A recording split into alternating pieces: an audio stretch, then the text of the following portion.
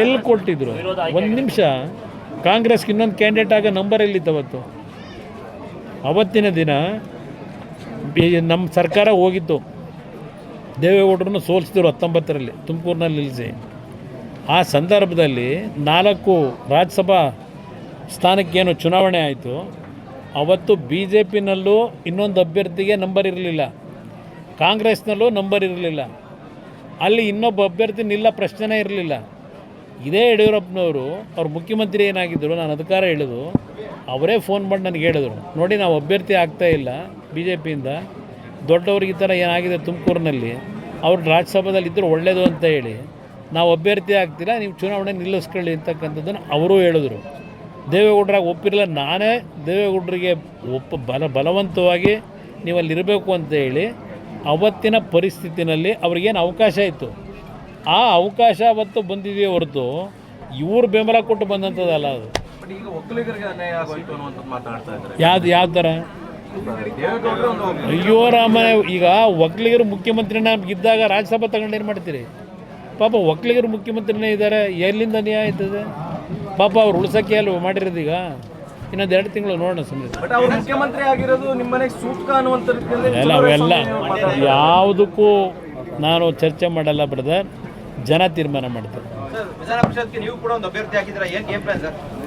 Game plan ಏನಿಲ್ಲ brother. ಇಲ್ಲಿ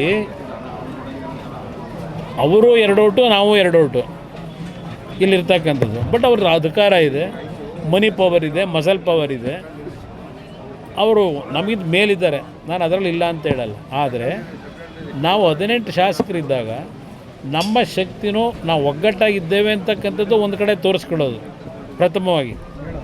ನಮ್ಮಲ್ಲೆಲ್ಲ ಒಂದು ಒಗ್ಗಟ್ಟಿದೆ ಅಂತಕ್ಕಂಥದ್ದು. ಅದರ ಜೊತೆಗೆ ಬಿ ಜೆ ಪಿಯ ಸ್ನೇಹಿತರುಗಳು ಈಗಾಗಲೇ ಹೇಳಿದ್ದಾರೆ, ಬಿ ಜೆ ಪಿ ಪಕ್ಷದಲ್ಲಿ 6ರಿಂದ 7 ಓಟು ಸರ್ಪ್ಲೇಸ್ ಇದೆ, ಅದು ನಮಗೆ ಕೊಡ್ತಕ್ಕಂಥ ನಿರ್ಧಾರ ಮಾಡಿದ್ದಾರೆ.